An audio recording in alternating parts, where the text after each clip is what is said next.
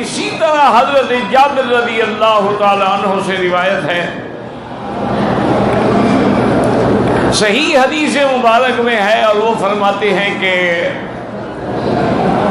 14ویں کا چاند کھلا ہوا تھا اور حضور صلی اللہ علیہ وسلم بھی تشریف فرما تھے، اور آپ نے سرخ دھاریوں والی چادر، یمن کی بنی ہوئی چادر جو ہے وہ اوڑھی ہوئی تھی، خالص سرخ کپڑے پہننے سے حضور نے منع فرمایا مردوں کو، لیکن اگر اس میں کوئی اور رنگ ہے تو پھر جائز ہے۔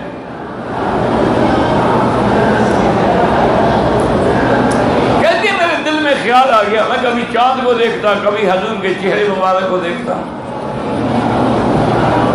حضرت جابر رضی اللہ تعالیٰ عنہ فرماتے ہیں کہ میں نے بڑا دقت سے غور کیا، کہا واللہ خدا کی قسم ہے حضور کا چہرہ مبارک جو تھا وہ چاند سے زیادہ روشن تھا۔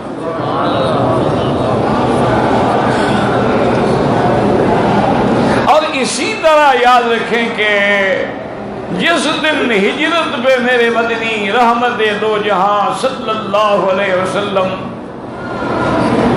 مدینہ منورہ جا رہے تھے تو پورا مدینہ جو ہے سراپا انتظار تھا،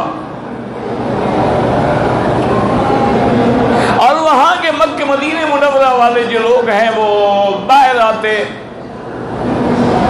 سنیت الوداع ایک جگہ کا نام ہے، ابھی بھی وہ جگہ موجود ہے اور معروف ہے، ہر کوئی جانتا ہے،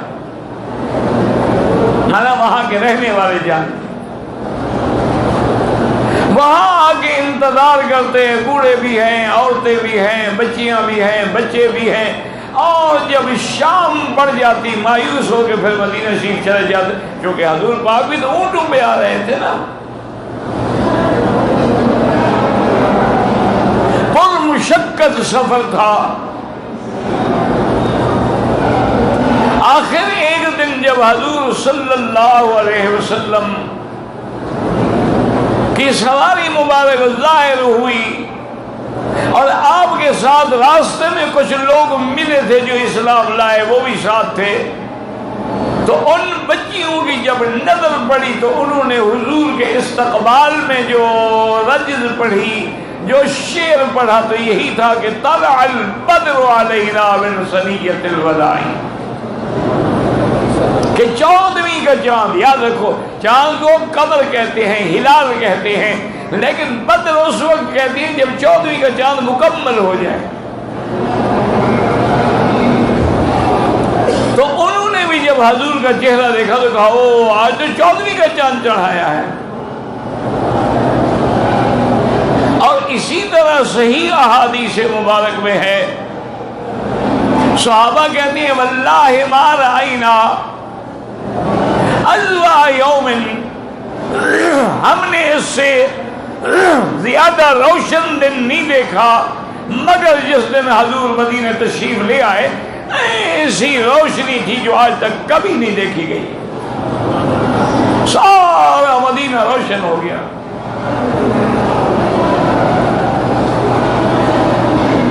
اور اسی طرح یاد رکھیں کہ بی بی صفیہ جو حضور صلی اللہ علیہ وسلم کی بیوی ہیں، امہات المؤمنین ہیں، درود شریف پڑھ لیا کرو، کوئی کچھ نہیں کہتا، فکر نہ کرو، درود شریف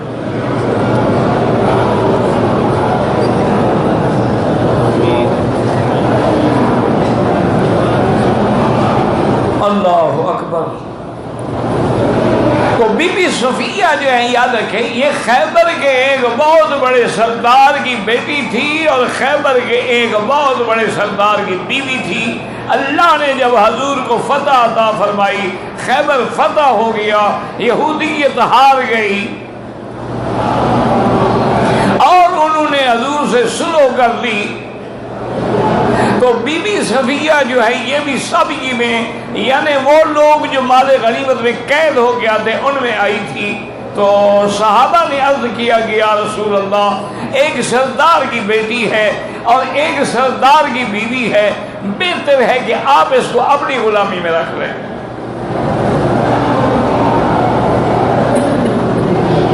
حضور پاک نے تجویز قبول فرما لی اور صفیہ کو خود لے لیا، پھر آزاد کر کے نکاح بھی فرمایا۔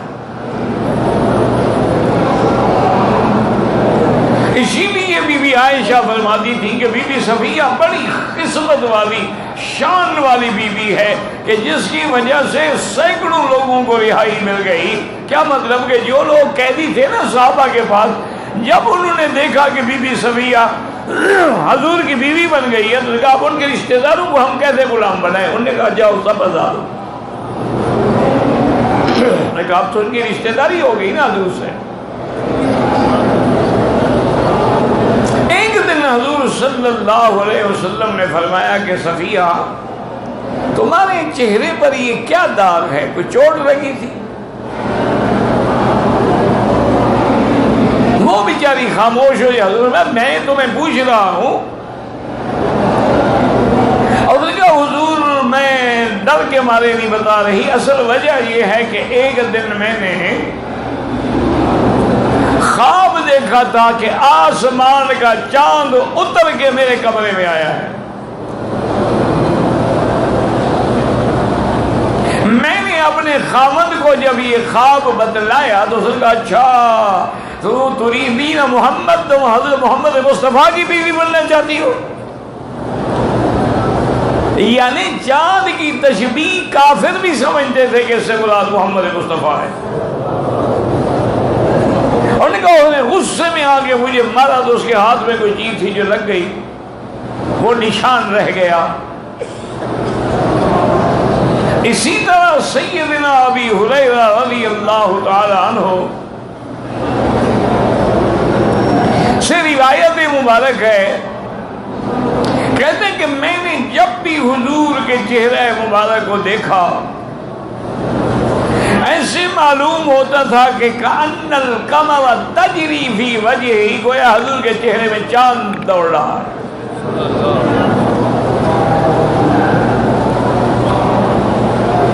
حضور صلی اللہ علیہ وآلہ آلہ وصحابہ وسلم اسی طرح ایک صحیح حدیث مبارک میں ہے کہ بی بی عائشہ صدیقہ رضی اللہ عنہا فرماتی ہیں کہ میں نے خواب دیکھا، اور خواب کی تعبیر حضور پاک صلی اللہ علیہ وسلم بڑی صحیح دیتے تھے۔ اور مسئلہ سمجھ لو، اگر خواب دیکھو اور خواب میں کوئی ڈراؤنی بات ہو تو کسی کو بتاؤ نہیں۔ جب نیند کھلے بائیں طرف تھوک بھی 2-3 دفعہ اور لا حول ولا قوت الا باللہ پڑھ، اور کسی کو نہ بتاؤ، کچھ نہیں ہوگا۔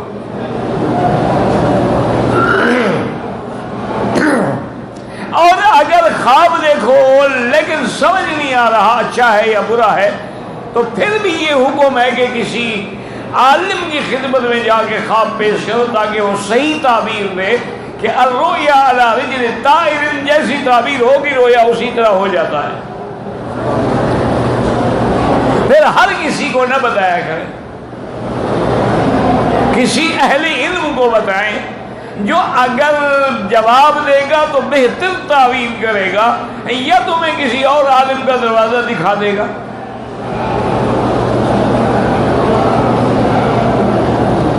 اور پھر جو حضور پاک جس کی تعبیر دیتے تھے وہ تو بالکل ایسے ہوتی کہ ایک تو انبیاء کے اپنے خواب جو ہیں وہ وحی ہوتے ہیں، اور حضور صلی اللہ علیہ وسلم کے صحابہ میں سیدنا ابی بکر رضی اللہ تعالی عنہ جو ہیں ان کو بھی تعبیر سے بڑا تعلق تھا، وہ بھی بڑی صحیح تعبیر دیتے تھے خوابوں کی۔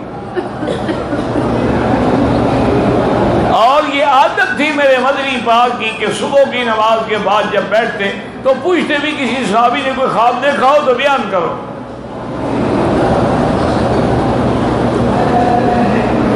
اگر کوئی خواب بیان کرتا تو حضور پاک فرماتے ابو بکر کو عبری آئی، اب ابو بکر اس کی تعبیر بتاؤ۔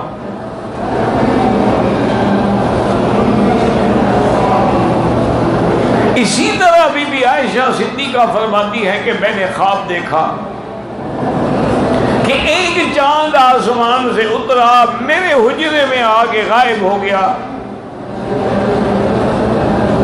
ایک دوسرا چاند اترا، میرے حجرے میں آ کے غائب ہو گیا۔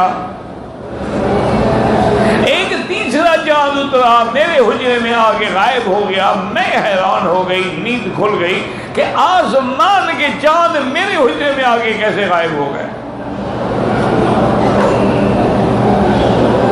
کہتی ہیں کہ پھر میں نے اپنے والد سیدنا ابی بکر رضی اللہ تعالی عنہ سے عرض کیا کہ ابا جان میں نے یہ خواب دیکھا ہے، تعبیر دیں۔ کہتی ہے وسکت ابی، میرے ابے نے کوئی جواب نہ دیا، خاموش ہو گئے۔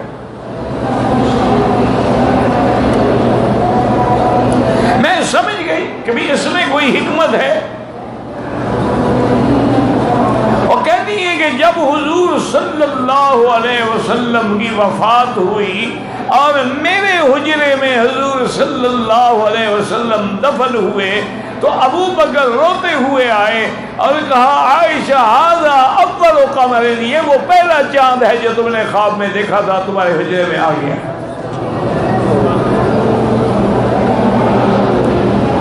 اس کے بعد سیدنا ابی بکر دفن ہوئے تو دوسرا چاند آ گیا۔ اس کے بعد حضرت عمر دفن ہوئے تو تیسرا چاند بھی آ گیا اور تعبیر بھی مکمل ہو گئی۔ حضور صلی اللہ علیہ وعلا آلہ واصحابہ وسلم تسلیما کثیرا کثیرا کہ جمال کا یہ عالم تھا کہ ابی طالب جو ہیں آپ کے چچا ہیں،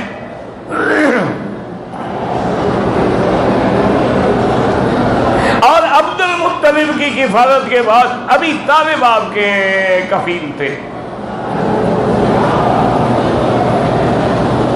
ابی طالب کہتے ہیں کہ میں حضور کو بڑا مجبور کرتا، بچپن تھا حضور صلی اللہ علیہ وسلم کا، میں مجبور کرتا کہ میرے بھتیجے، میرے بیٹے، تم میرے ساتھ بستر پہ لیٹا کرو، لیکن بڑی شدید گرمی ہے، قمیض مبارک اتار دیا کرو، لیکن حضور نہیں مانتے تھے۔ آخر ایک دن میں نے زبردستی کہا کہ کیا کر رہے ہیں آپ، قمیض اتار کے سوئے۔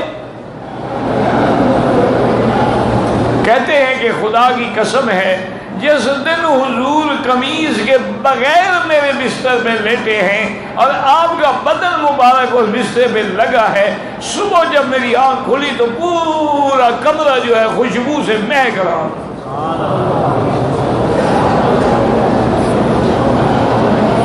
اسی طرح حضور صلی اللہ علیہ وسلم بی بی ام سلیم کے گھر میں سوئے ہوئے تھے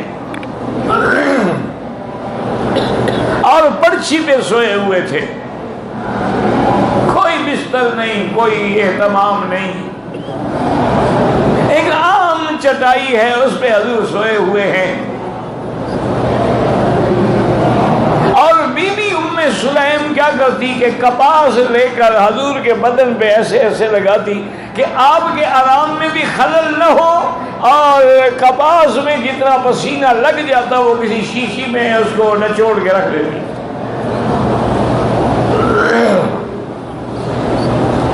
ایک دن حضور کی آنکھ کھل گئی،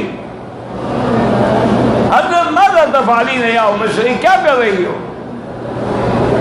انہوں نے کہا حضور آپ کا پسینہ جمع کر رہی ہوں۔ اور میں لماذا، انہوں نے کہا یا رسول اللہ صلی اللہ علیہ وسلم، جمعہ کا دن ہو، عیدین کا دن ہو، خوشی کا دن ہو، رمضان کا دن ہو، بڑے لوگ جو ہیں وہ تو عطر استعمال کرتے ہیں، ہم غریب لوگ کہاں سے عطر خریدیں؟ کیونکہ خوشبو لگانا جو ہے یہ سنت ہے محمد مصطفیٰ، مرد ہو یا عورت ہو۔ انہوں نے کہا حضور ہم عطر نہیں خرید سکتے، میں آپ کے پسینے مبارک کو جمع کر کے ایک شیشی میں بند کر لیتی ہوں، اور جب کوئی جمعہ کا موقع آتا ہے، عید کا آتا ہے، اپنے بچوں کو یہی پسینہ لگا دیتی ہوں۔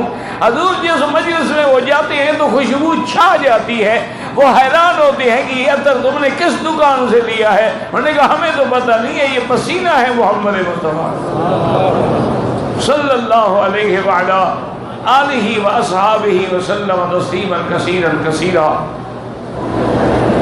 اسی طرح ابی طالب آپ کو لے کے تجارت کے لیے نکلا، کیونکہ مکے والے جو ہیں یہ بنیادی طور پہ تجارت کرتے تھے۔ اگر گرمیاں ہوتی تھی تو شام جاتے تھے، سردیاں ہوتی تھی تو یمن جاتے تھے۔ وہ کہتے ہیں ہم قافلے کو لے کے چل پڑے، راستے میں ایک راہب تھا، وہ اس کا بہت بڑا عبادت خانہ تھا اور وہ کسی کی پرواہ نہیں کرتا تھا، جو جاتے ملاتے ورنہ خود کسی کو نہیں بلاتا تھا۔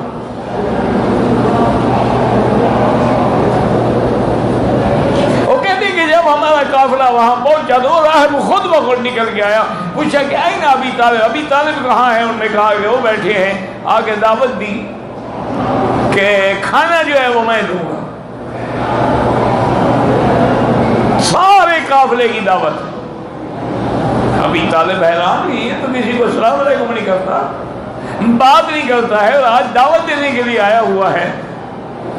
انہوں نے کہا جی بالکل ہمارے لیے سعادت ہے، کیونکہ وہ لوگ تو بڑے معتقد تھے نا ان راہبانوں کے، ان راہبوں کے۔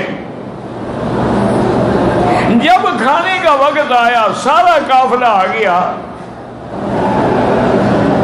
اس راہب نے ابی طالب سے پوچھا کہ اور کوئی رہ گیا ہے؟ انہوں نے کہا نہیں، بس میرا ایک بھتیجا ہے۔ انہوں نے کہا اسی کے لیے تو میں نے تمہیں دعوت دی ہے، ورنہ میں تمہیں کون دعوت دیتا تھا؟ اس نے کہا تم کیسے پہچانتے ہو؟ انہوں نے کہا ابھی میں آپ کو بتا دیتا ہوں، دیکھو وہ حضور آ رہے ہیں، یہ ہے محمد مصطفیٰ۔ اور ابھی طالب کہتے ہیں میں بھی حیران ہوں کہ جہاں جہاں حضور آ رہے ہیں تو اوپر بدری کا سایہ ہے، باقی سب لوگ دھوپ میں بیٹھے ہوئے ہیں۔ اس نے کہا ابی طالب ھذا رسول اللہ خاتم الانبیاء والمرسلین، یہ اللہ کے آخری نبی ہیں شان والے، یہودی ان کے دشمن ہیں، ان کو آگے مت لے جاؤ ورنہ نقصان پہنچائیں گے۔ صرف چہرہ دیکھ کے اس نے یہ بات پہچانی۔ تو ابی طالب نے بھی مان لی اور حضور کو واپس کر دیا۔ اسی طرح جمال محمد صلی اللہ علیہ وسلم کے بارے میں سیدہ عائشہ صدیقہ رضی اللہ تعالی عنہا فرماتی ہیں کہ لنا شمس وللآفاق شمس، فرماتی ہیں کہ ایک میرا سورج ہے اور ایک آسمانوں کا سورج ہے، وَشَمْسِي أَحْسَنُ مِنْ شَمْسِ السَّمَاءِ، جو میرا سورج ہے وہ آسمان کے سورج سے زیادہ بہتر ہے۔ شمس الآفاق تطلع بعد فجر، کہ سورج جو ہے وہ تو صبح کو نکلتا ہے، وَشَمْسِي تطلع بعد العشاء، اور میرا سورج تو رات کو بھی روشن ہوتا ہے۔ اور یاد رکھیں کہ یہ بی بی عائشہ کی علم کا تقاضا تھا کہ سب لوگوں نے حضور کو چاند سے تشبیہ دی ہے، لیکن بی بی عائشہ نے چاند نہیں سورج سے تشبیہ دی۔ اس کی وجہ یہ ہے، یاد رکھو کہ چاند تو سورج سے ہی نور لیتا ہے، چاند سورج کا محتاج ہے اور سورج اللہ کے حکم سے نور لیتا ہے۔ اس لیے بی بی عائشہ نے سورج کہا ہے کہ سب کو روشنی محمد مصطفیٰ سے ملی ہے صلی اللہ علیہ وآلہ آلہ وصحبہ وسلم تسلیما کثیرا کثیرا۔